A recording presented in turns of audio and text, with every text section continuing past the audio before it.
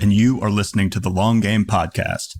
This episode is a part of our Kitchen Side series, where we pull back the curtain and show you the behind-the-scenes conversations, debates, strategies, and brainstorming sessions that we have at our agency. Today's chat opens with a simple question. What should we automate? What can we automate? And when does it actually make sense? From Haro inbox hacks to multi-agent PR workflows, we weigh the promise of set it and forget it systems against the very real cost of building and QAing and maintaining these systems. That spins into a bigger discussion about preserving the messy, hands-on work that teaches junior teammates, junior employees, and keeps senior strategists sharp, the cultural tweaks required for fully remote teams, and why our in-person offsites feel like hitting the reset button on alignment, momentum, centricity, and cohesion. Along the way, we trade notes about redefining our career identities, being open-minded, adaptable, agile, taking calculated risks, and deciding sort of when it's time to bet on yourself, whether that is taking a 16-hour mountain hike like David is planning on doing, or just launching a brand new service line where you feel a little bit less comfort or certainty. Anyway, great episode. Without further ado, here is the Long Game Podcast.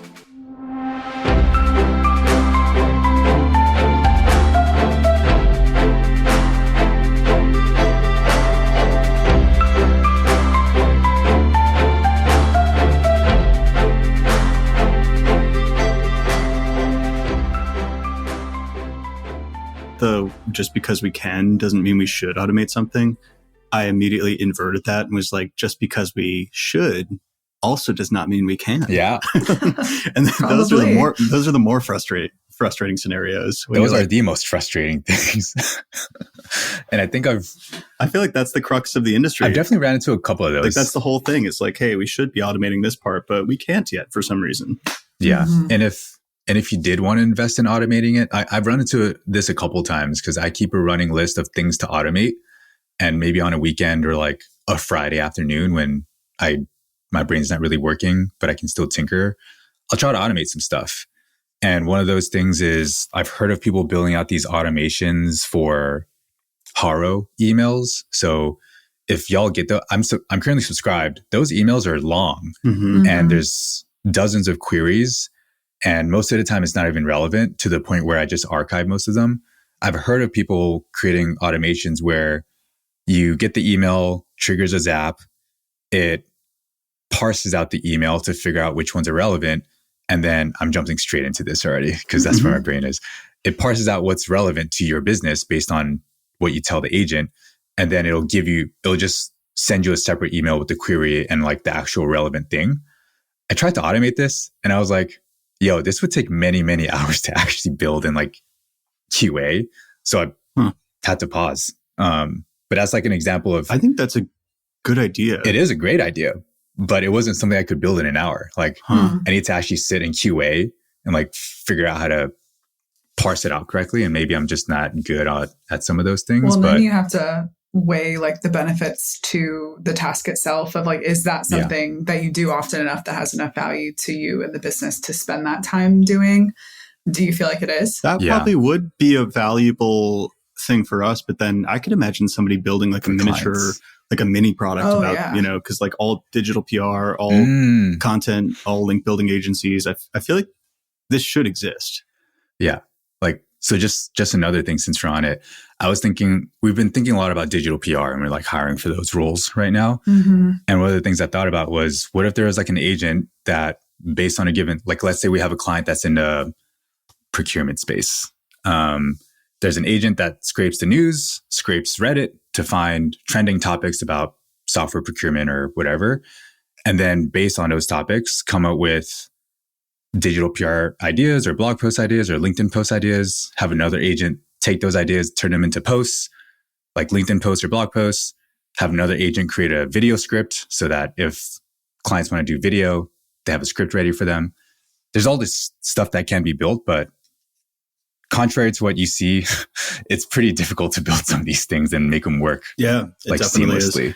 And even the templates and out of the box stuff is hard. I would imagine that some of the platforms will start building this in, like with the GEO products. I feel like there's this feature parity that exists right now and that everybody's doing the table stakes really well. pinging a prompt 1,000 times, pulling it from an API, scraping it, whatever, calculating your visibility and your sentiment score and the citation sources that show up. The next step I have had so many conversations with all these founders.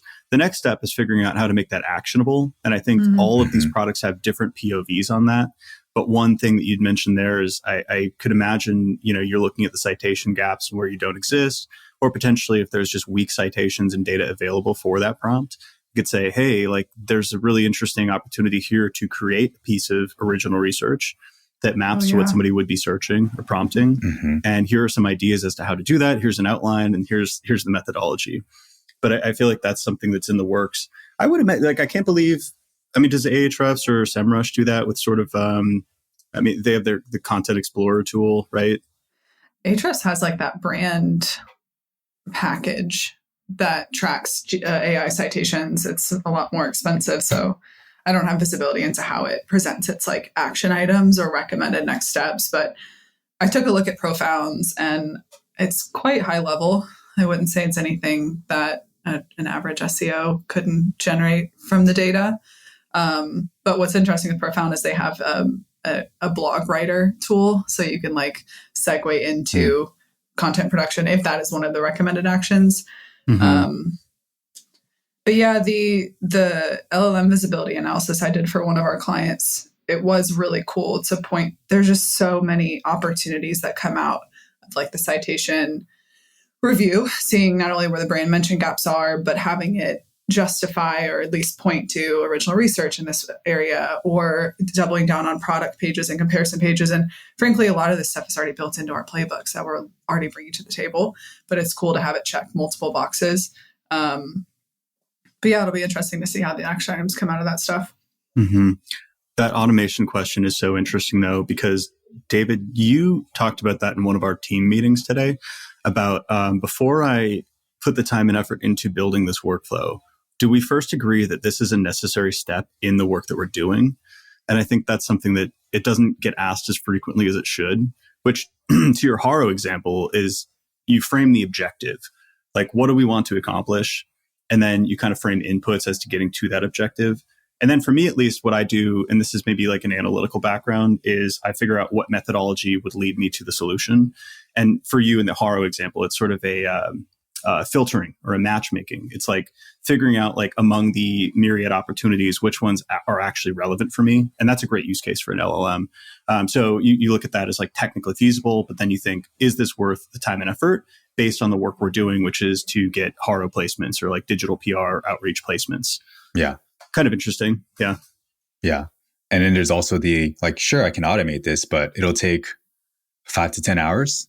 And I can probably just scroll through that email in a minute and see if there's anything relevant. So there's that other trade-off. But back to the topic of like things we're not automating or things we're going to automate.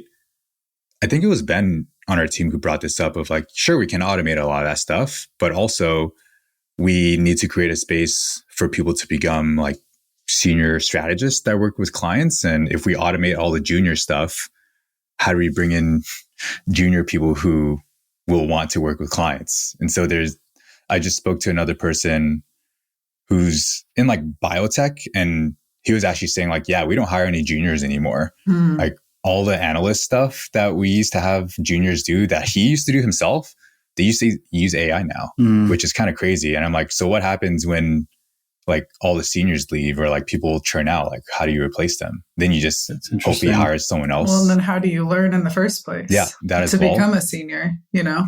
I think it has been interesting talking to Ben and Sam respectively about their teams and each of their approaches to automation. And we'll talk about our offsite, but he and I had a great conversation that week about automation in regards to our strategy work and SEO. And as you all know, he's like 50-50 on it. Like this portion of things can be easily automated. It's quite redundant. It doesn't use a lot of critical thinking, and it's not a waste of time because it's still valuable to the work we're doing. But in the scheme of all the things we're doing, he'd rather preserve manual time for the other 50%, which not only requires critical thinking and skill, but in doing that work, it helps the team get close to the client, understand the industry, understand like the context of what's on the website. Whereas if you automate all of it away, there's not much to speak to when you get in front of the client, and you don't know, you don't sound like you know what you're talking about. So in some ways, the manual work that could be automated is actually taking away a lot of the value of working with us to begin with. So I think he struck a really good balance between the stuff that's junior and basic and tedious, and then the stuff that's still junior, but not only helps the team, upskill, but really helps us know what we're talking about when we get in front of the client. That's such an interesting point. Because then it leads to the question, like, what is valuable, or what do you deem as valuable? Yeah. I heard Tim Solo did a podcast. I think it was with Eric Sue. And they were talking about the value of AI note takers, which in my opinion is one of the best things that I have used in my own workflows, my own productivity. Tim actually argued that he in one-on-ones, he gets a lot of value from like having handwritten notes after the fact, because it helps you grok the information better. And then with his one-on-ones, he has both parties do notes afterwards to make sure that they understood what was discussed and they're aligned on it. Versus for me, like I can't focus that well if I'm also simultaneously like thinking about taking notes. And what it does for me is it compartmentalizes my second brain, so then I can actually use the information that was discussed in a proposal deck, in a kickoff call, in a follow-up email, for action items. So it's very interesting, because I feel like there's a diverging path even with the same activity, in that I find that incredibly useful. And to me, it's actually distracting and mundane to take notes during a call. But somebody else could have the completely different perception of that as a value add. Yeah, it's interesting. I just did an interview earlier, and I had my Fireflies running, and I still took notes about how I was feeling about the conversation and things that stuck out to me that wouldn't have been reflected in a transcript. But then I went and I referenced the transcript for this person's answers, so I could include verbatim what they said back to my question. So it was a hybrid approach of like, I still took stuff that I probably wouldn't remember 30 minutes after. But having something take down the actual words that were used was so helpful. Yeah, that's saved my life so many times, those tools.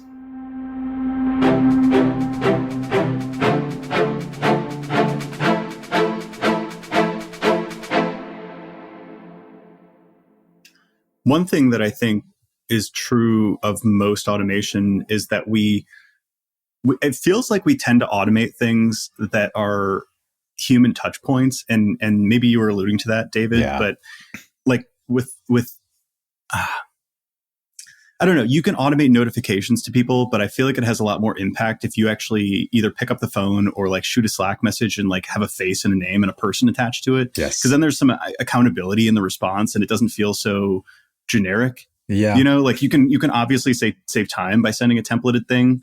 But for me, that's actually incredibly valuable to just do it myself. It's also like, if the communication is the thing that's automated, like, isn't that the most important thing in everything that we're doing, like in work itself? It's like, if someone were to automate text messages to friends, like birthday messages to friends, which people are probably doing. People definitely do.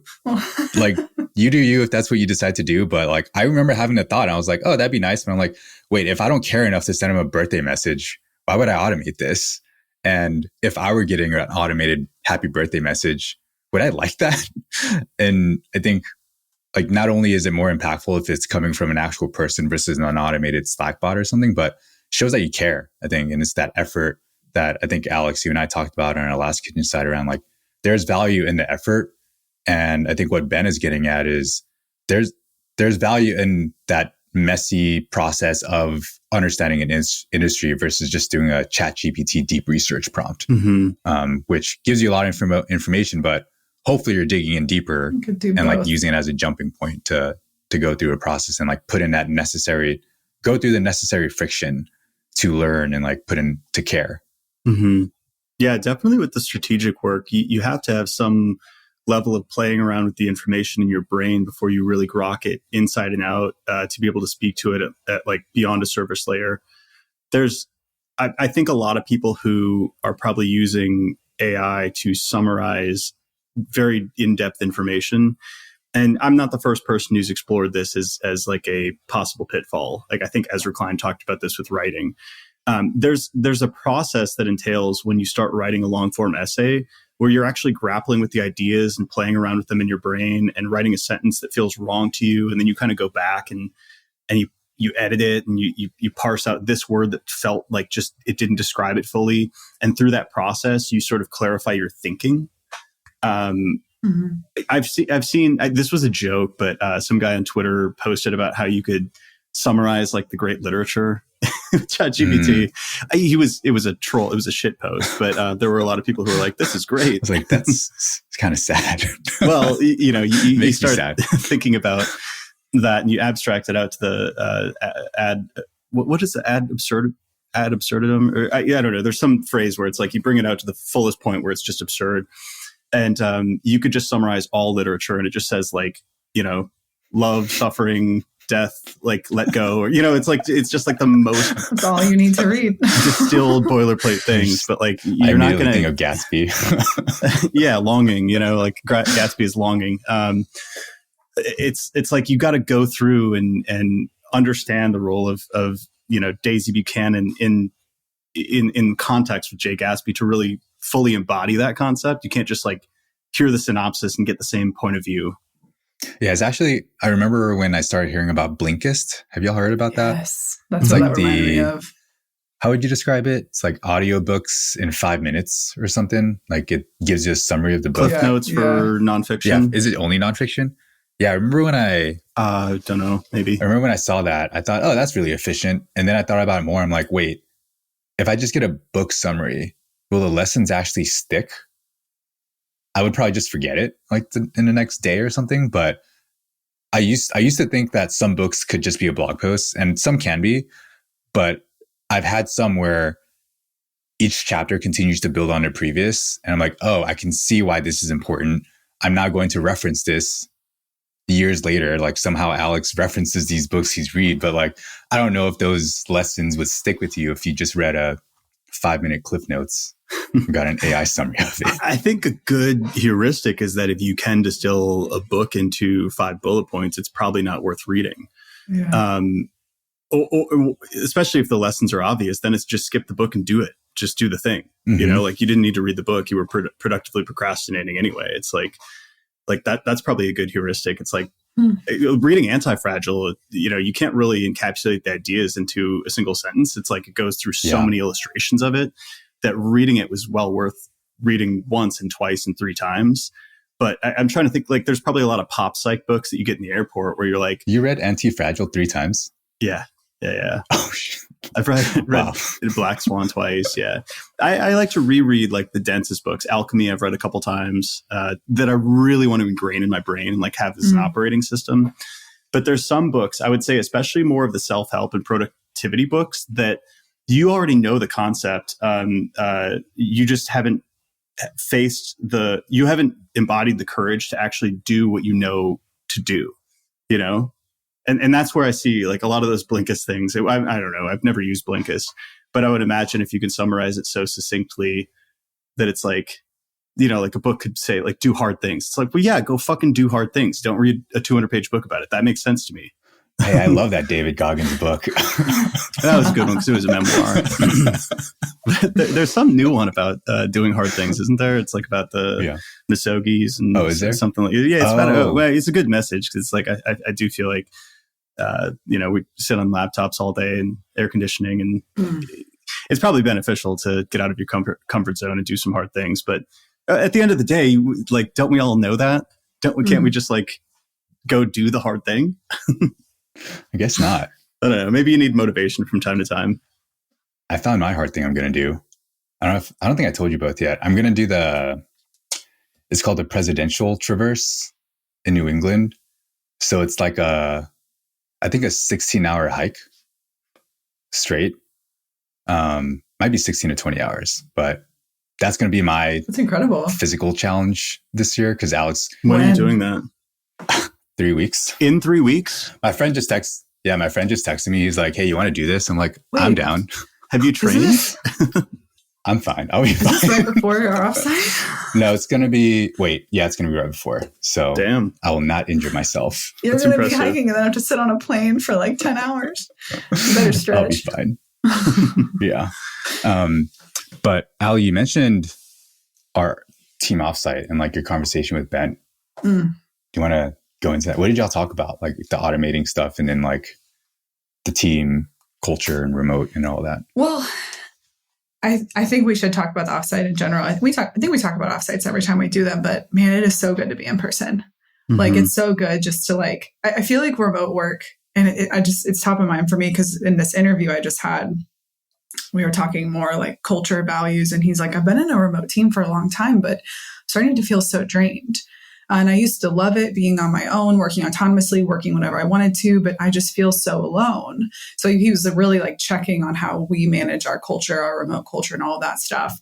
And I just was able to relate to that because I've been remote my whole career, but lately it's just felt so, I don't want to use the word transactional, but you have to make the most of every meeting. You have a lot of heads down time. Like we do prioritize autonomous working. But anyway, getting together in person, you're just doing life together for a number of days. And so you end up like interweaving personal and work conversations in a way that like really depressurizes everything. You don't have to make a decision in 30 minutes. You don't have to like set the goal for the meeting or whatever. And that stuff is very valuable. But he and I were talking, I think it was over drinks the first night when we went to that cocktail bar.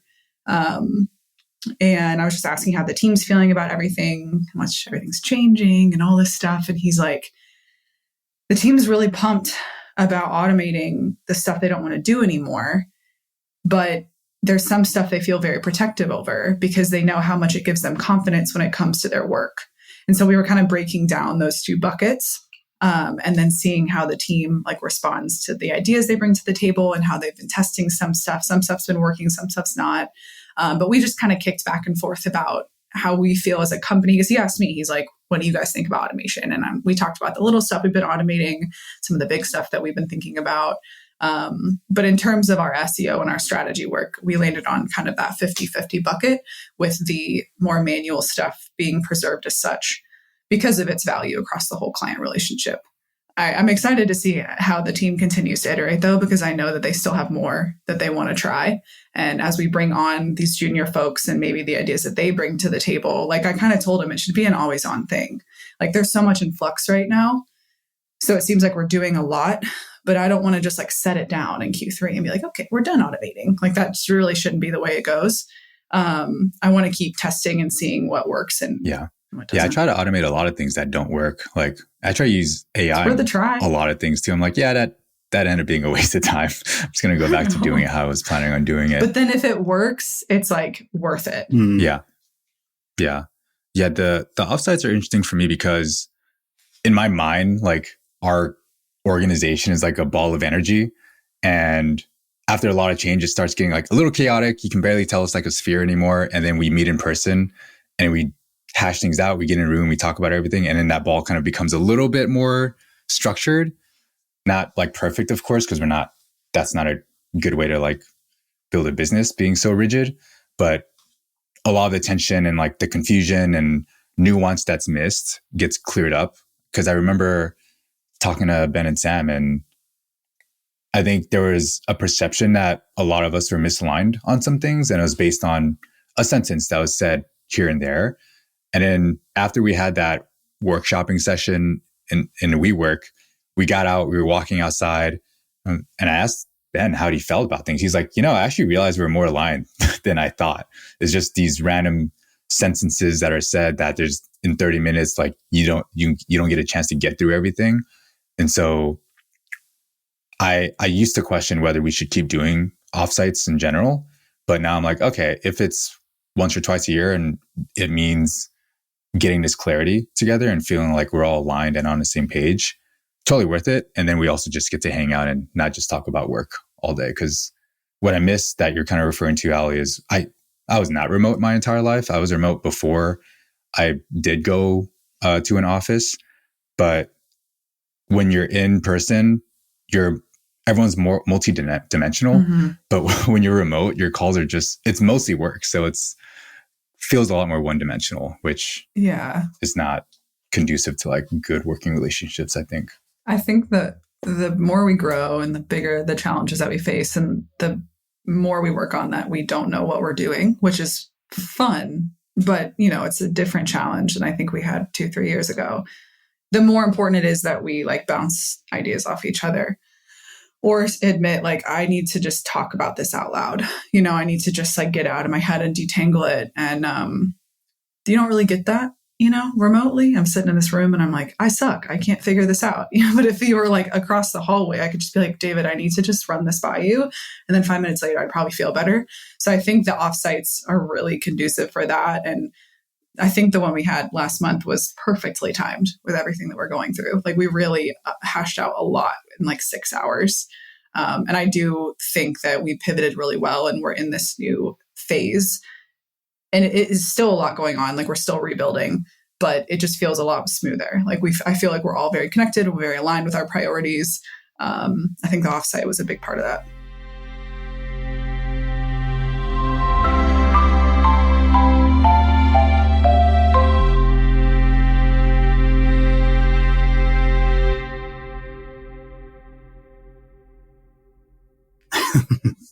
I think that there's a lot that people like online.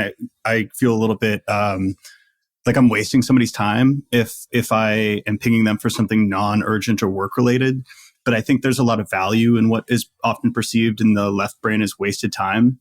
Like people who don't understand the value of small talk don't understand how much information you're gathering through small talk. Do you know what I mean? Yeah. Like if everything's pointed, direct, and for a purpose, it feels very like teleological. It feels very cold, stiff, transactional. But I think it's even less about the spiritual components. And I think you gather so much information through what feels like wasted time and conversation that is irrelevant. Like that's why I'm a long form guy at heart. Like I think there's the people who want like a 10-minute tactical podcast. I think you're kind of missing the point, which is when you get somebody to talk for an hour and a half, you don't understand just what they did. You understand how they think about it. And I think you get that information in situations like this.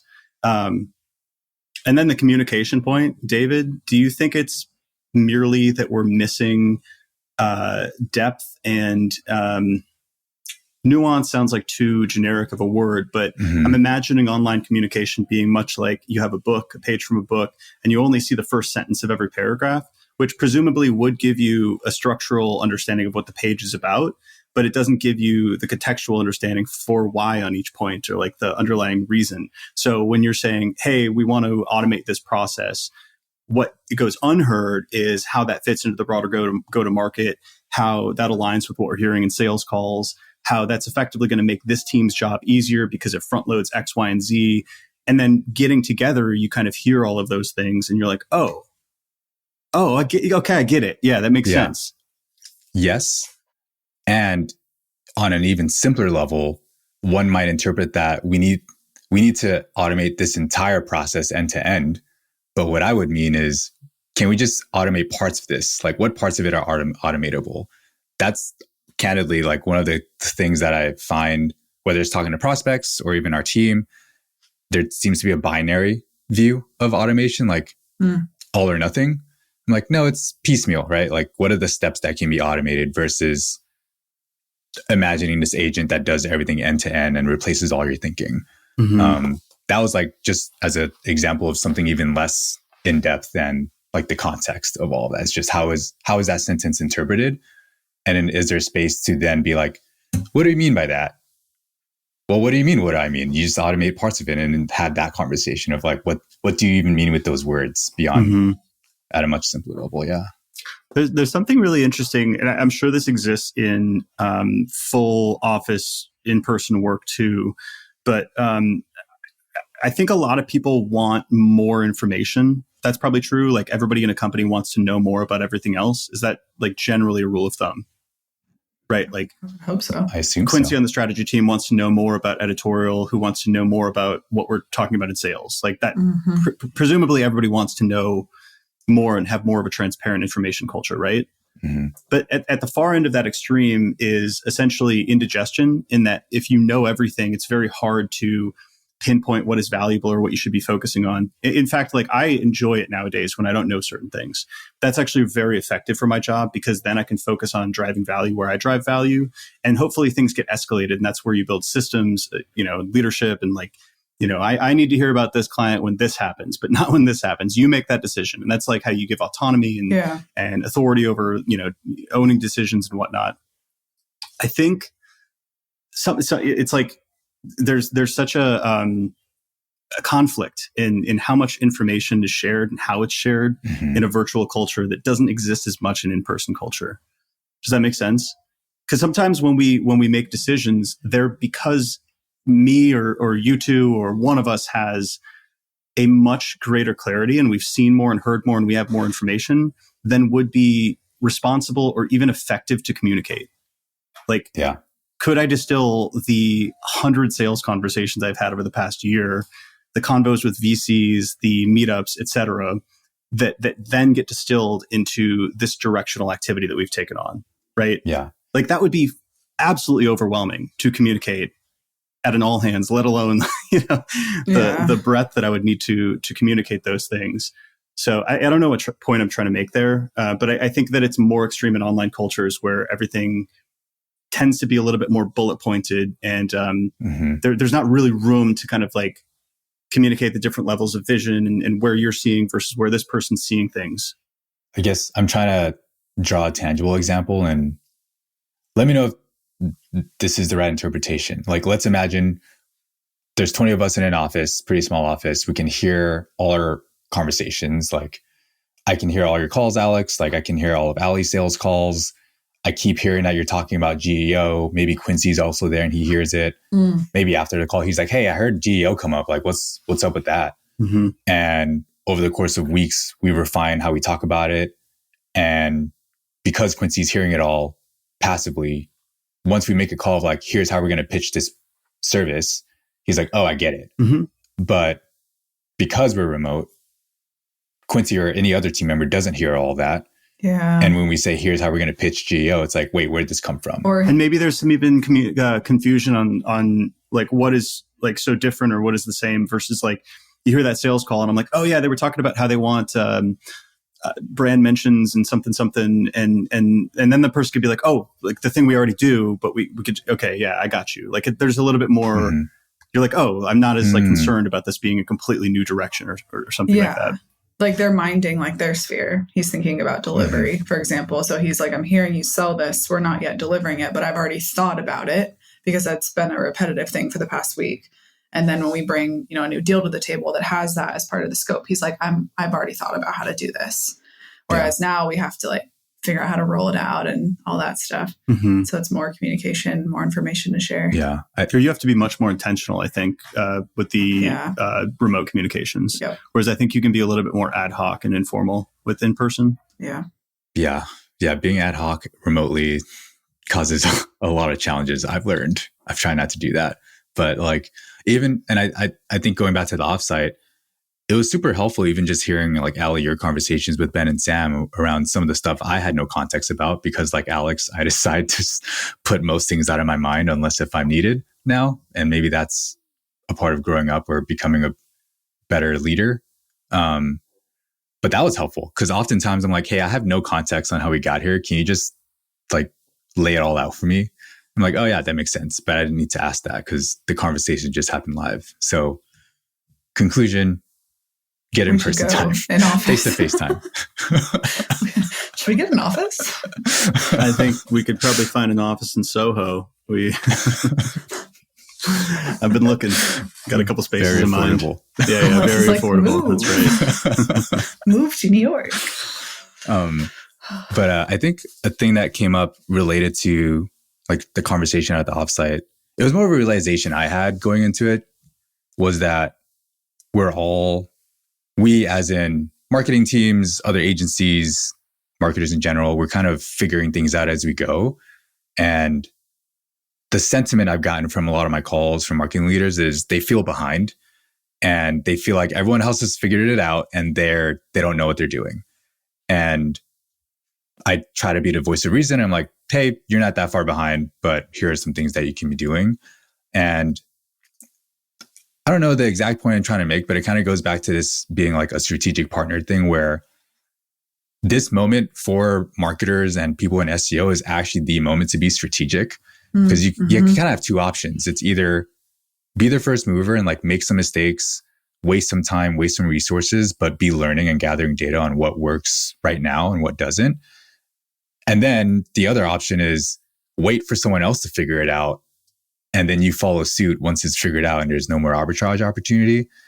I feel like a lot of people are in that second bucket right now where they're like, hey, we don't really know how much to budget for this, or like, is this tool worth it? Whereas I think we fit in the first bucket where we're just like, yeah, a couple $100 per month for a tool. Let's go try it out, see if it's even worth it. Shut it down in a month if it's not. Or like, yeah, let's try this. Alex, you mentioned you're doing some experiments on our site that you haven't shared details about, but like, let's just go try it and then see if it works. And if it doesn't, great. We learn something. And if it does, then we can try it out for clients. Yeah. I like to tinker in the background every now and then and not talk about it all over LinkedIn, you know? I love that idea. The whole like you're behind narrative is so fascinating to me. I just read the Untethered Soul, so like forgive me for being a little bit more spiritual and philosophical today. That's a good one. It's been a weird week. But first off, I've been spending a lot less time on LinkedIn and on social media generally. I still post. I still think it's important to be top of mind and visible and to beat the drum on your ideas. I think like there's a lot of conversation that happens there. And if you're not present, it's hard to like maintain the idea that you exist and your ideas are smart. So I still think that's important. Mm-hmm. But what I've gotten is like a little bit less mimetic desire to try to appeal to my peers. And I've been much more heads down focused on driving value for our clients and for our team. But this idea that you're not behind is fascinating to me. One, I think it's because we're all too aware of what everybody's doing. And I think everybody's got a megaphone and they're trying to make themselves look very good, which is like a natural incentive on LinkedIn. I don't think we would post on LinkedIn if it made us look like total losers, any of us, right? Like even vulnerable posts, it's kind of strategically set up to make you look vulnerable and relatable. You're still curating a public perception. So just know that as you're interacting with everybody online, it's going to make you feel a little shitty, like just looking at what everybody else is doing. Kind of icky, yeah. This Untethered Soul thing, I'm trying to how do I even communicate this idea? It's like you probably are behind. What if you are behind? Like let's just like operate on that presumption. So what? We're like, what are you going to do about it? You know, it's like, are you going to freak out? Are you going to? It's like you have this story of yourself, like the ego and attachment, and then the things you want to do and get done in the world. And it's like you could be preoccupied your whole life with this idea that you're behind. Oh shit! Like I'm paralyzed. I don't know what to do. Or you can accept that, which is like how most of us feel, and in some sense, it's probably right. Like I don't know everything. I am weakly skilled in many areas that I could be better skilled that would help our business. But it's like, I don't want to spend all of my time thinking about that. I kind of just want to like roll up my sleeves, tinker a little bit, know that I'm an amateur and kind of move forward in some iterative way, you know? I like that because I feel like most people are either like, oh no, don't worry about it. You're not behind. Or they're like, there's no such thing as behind. Like we're all moving on different vectors. And it's like, no, I mean, you probably are a little bit behind, and that way of thinking is what's keeping you there. So it's a refreshing, like, third way and to look at it. But that book, man, it's been a few years since I've read it. It messed with me up a little bit. I don't remember all the details, but there's a few things that I'll never forget. So we'll have to talk about it later. I would say it's a very, very, very powerful philosophy, especially when you actually try to enact it. Mm-hmm. And it's like the hardest thing is when because it's all about like kind of letting go and like the ego versus the thing itself, the self-perceiving, experiences. And when you go through something that you don't want to go through, that's when you actually enact it. Then you're like, oh shit. Well, in this context, it would be the feeling, right? Like this insecurity, potentially fear, right? Like there's emotions and stories and thoughts that come into your mind around this stuff, but I'm behind. I'm going to get fired. I'm going to, whatever like the thought patterns are. Yes. The hard part about the Untethered Soul is that you have to look those in the face and just know that they're not actually you, you know? Yeah. Mm-hmm. Yeah. You can't just distract them away with like life stuff, which is what most people do. Exactly. But yeah, in some sense, everybody, is behind in some way. So it's like, even if you're a black belt in a martial art, like, you still have a lot that you don't know. So to rest on your laurels is irresponsible too. It's sort of a delusional self-confidence, or not even a self-confidence. It's really just a defense mechanism, right? It's saying, no, I'm okay, like where I'm at, and therefore I'm going to do nothing. Well, that's not the right path either, right? But it's also not to be always feeling like you're inadequate. Like they're like Ali, your phrase, the middle way. I like that a lot.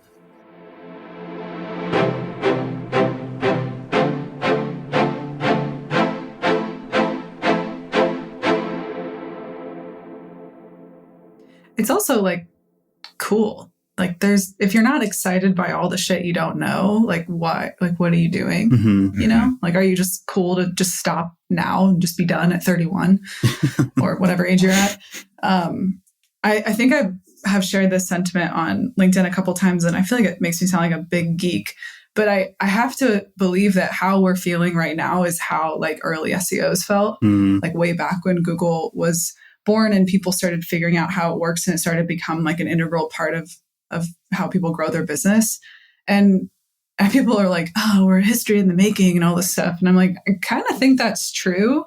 Like, I think we're learning some really cool shit right now, and it's scary. And obviously people who are responsible for certain metrics, losing their jobs to all this stuff, like, that's not cool. But for those of us who get to play and tinker and learn and like create frameworks and a lot of new ways of working, it's kind of exciting. I think it's something to be embraced. Mm-hmm. Yeah, especially if you meet the universe where it is, not where you wish it was. Yeah, because it's like like you can make a mark, but like you can't really architect your environment to completely map to what you want it to be. Mm-hmm. That's a very naive way to look at the world. It's like you can wish that AI overviews weren't eating click-through rate, but like it's fucking reality. So like, what are you going to do about it? What are you going to do about it? Yeah. Yeah, it's definitely the perfect moment for anyone who says like, I'm a lifelong learner or I'm always learning. Like, great, this is a fun new thing to learn. And I think it goes back to like doing hard things and being able to work through these challenges. Like, yeah, some people might be concerned about getting fired or whatever, but that happens. There's some stuff in your control. There's some that's not. But it all comes back. I keep thinking of the phrase like beginner's mind. Like, I try to find new things to try and suck at. Mm-hmm. So I tried archery. I tried music production. First of all, producing music is so freaking hard. There's so many variables that go into it. Like, I downloaded like the software, and there's all these controls and knobs, and I'm like, oh my God, okay, cool. I don't know if I want to do this anymore. But it introduced me to that feeling again of like, oh yeah, this is how I kind of feel at work some days. Mm-hmm. Like, there's so much happening all at once, and you either figure it out and you roll with the punches, or you go do something else. And I think we've been rolling with the punches. It really is like an era of adaptable or agile is kind of like the theme, which I think most people agree is a virtue. It's a value, not maybe in the extreme, but like to adapt to circumstances. It's interesting because back to the identity concept, like, or the ego, and like kind of the story you tell yourself around the work. Some of the jobs that people are afraid of losing are new jobs, in the sense that they've only existed for 10 to 20 years.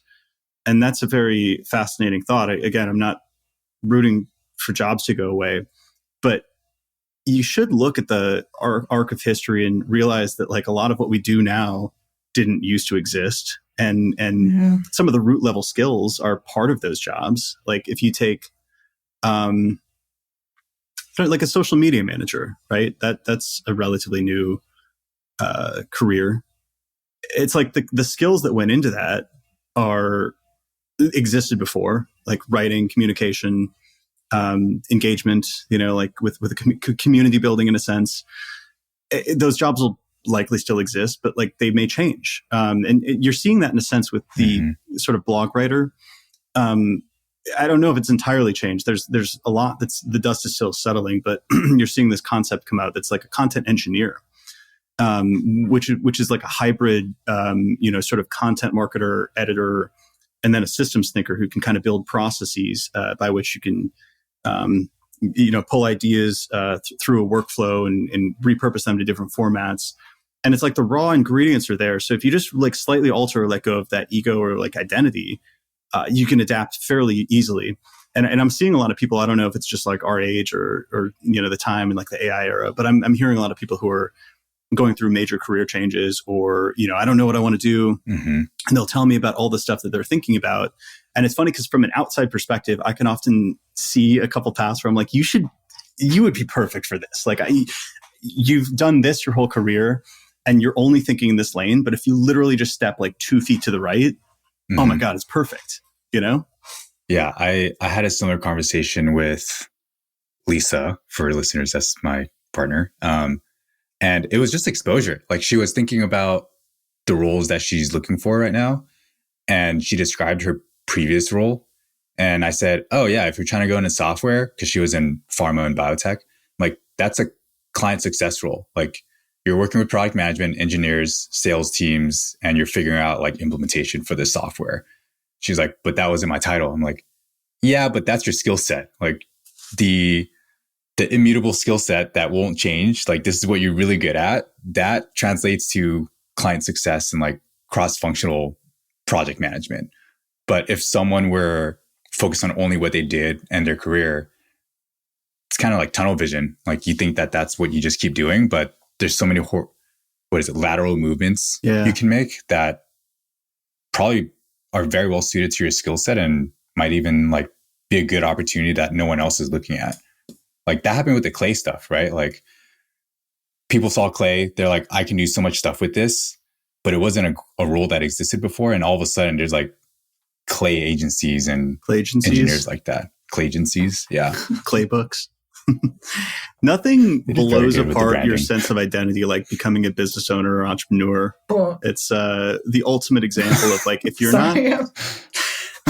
I'm just like, yes, 100%. Because, if you cling to your identity, you're going to probably tunnel yourself into solving the wrong problems and ultimately suffer because of that. It's like you have to readjust constantly and figure out what the most important problem is and then restructure your identity to solve that problem. I don't know. Like I feel like because I came up in growth marketing, it was a broad enough role that I didn't get too attached to an identity. But I do remember when I left experimentation, I felt that was hard to let go of because I knew I was going to have to stop talking about that as publicly and stop hanging my hat, like my personal brand on that identity. If I wanted to move forward and build, an SEO organic growth agency. But you have to. Like I can still carry some of the models and like the analytical tools and frameworks. And I think we've built some of those into how we do SEO, interestingly enough, but I couldn't maintain the identity of an experimentation professional and move forward in my life and career. I don't know if we've actually talked about this, but like I'm getting chills because I had the same intentional decision as like I put in all this effort to go into product management. And then I had to be like, well, I suppose this is the point where I separate with that identity because it's no longer serving me. And if anything, it's going to confuse people. So I am no longer a product manager. And interesting. I enjoyed talking about it. Like whenever it comes up, I love geeking out about it, but it was actually an intentional decision. I had to I had a conversation with myself and I'm like, David, you are no longer a product manager. Stop talking about product management. That is not what the agency does. That is not your expertise anymore. You're like a business owner. Like you do what the business needs. If anything, I'm closer to a salesperson now. I didn't realize that you guys had I knew you all were more like public facing than I was earlier in your careers and at HubSpot, but I don't think I ever felt very intertwined with being like a writer or whatever. I knew very early on that it was like a stepping stone for me. I still love doing it, but I think I just grew up around business ownership my whole life. It looked very different than what we're doing now, frankly. And so I think becoming like not becoming a new person every day, but like solving a new challenge every day. And like every day is a little bit uncomfortable. That's just so true. Like what you said, Alex. I often tell like my husband, Austin, I'm like, this experience and motherhood will make me, is making me what I am. Like, it's like building me as like a person, as a woman, as like a career person. I don't know. It's just very foundational and hard. And I feel like you break like every couple of months and you have to like pick yourself back up. And it definitely like the experiences that you have to face, because you ultimately, I think building a business is fascinating because you don't really have anything to fault. You no one's coming to save you, right? So like if there's a hard decision to make, you got to do it yourself. And I think that builds like confidence, emotional maturity, wisdom. Like some of the things that I do regularly now, I used to be terrified of. Even like getting on a sales call, I was so nervous my first couple because I've never done sales. Like, who am I? And now it's like, I'm getting into like, I've done several presentations for C-suites at big companies, and sometimes I have to tell them really hard news or like something that's like not easy to tell them, and it's like, fuck, like who else is going to do this? You just have to step up to the plate and make like that the team's happen. looking to you to communicate that. Yeah. For me, the turning point was when we started hiring, and then we have this team now, and I'm like, this is people's careers. Like, we're literally creating careers, and it's like it's such an honor, and it's so intimidating at times. And I'm so protective of our team and like, I'm so proud of them. But that's what it got super, super real for me, because all of my entrepreneurship experience before this was like freelancing, which is like quasi entrepreneurship. And then my own business in college, which was just me. So it's just a whole other level now. Mm-hmm. I ultimately do think it's fun. And I think that's why we, throughout any sort of stress peaks and lulls, like we enjoy it in maybe the type 2 sense, type 2 fun in a way. But it's, if you compare that to the sort of clinging to a singular identity or like a type of work that you've done forever, like I couldn't imagine that path for myself either. Yeah, it's really interesting. That's why we do what we do. Yeah. A conversation I've had a conversation a couple times with different people where they're like, oh, I've been thinking about doing my own thing for a couple years now. But I think it's too risky. And what I've done in each situation is like, well, you feel like you're about to get laid off, or you're seeing all these layoffs happen, and you can see that there's even risk in staying in your job. Like, it's not guaranteed anymore. And then there's the question of like, well, do you want to take a bet on yourself? Like, do you believe that you can do this thing? Or is there any reason to believe you can't? And I think a lot of folks, like we faced that a couple of years ago, but a lot of folks now are facing that, especially like looking at the layoffs happening. And I'm like, yo, what's the worst that happens? Like, start something on the side. And if it doesn't work out with this current job, then great. You have something set up already, like low risk. You've already proven it out. Well, and it's also what it would be risky if you just quit and did it. Because it's like, also, if you truly want to do that and it is risky, well, you're going to make a trade-off regardless. And it's like that Emerson quote that's like, most men lead lives of quiet desperation. It's like, if you either do it and blow up in the process, and you're probably going to learn something, and you'll figure something out, unless it's like an insane, absolutely like irresponsible risk, which like I'm obviously speaking in reasonable terms, or you think about it forever, and it's in the back of your mind. You're just thinking like, what if, maybe someday, and like that's also like you're gonna have, that's a risk too. Yeah, exactly. Like there's gonna be, life happens. It's suffering, like no matter what. If it's been on your mind for 3 years, just do it. Like that's a sign. It's one thing if it's on your mind for a week, then it fades. It's like, okay. But then you're sitting on it for a few years. Like, to me, there's more risk in not doing it, getting old and being like, damn, I should have done that. Mm-hmm. Yeah, I think you got to make the leap. It's the... I remember too many quotes. And that's not a quote. Come on, and that's not a good quote. The Hunter S. Thompson quote, buy the ticket, take the ride. It's like, what else do we have to do? That's a great ending. Nice. Good episode.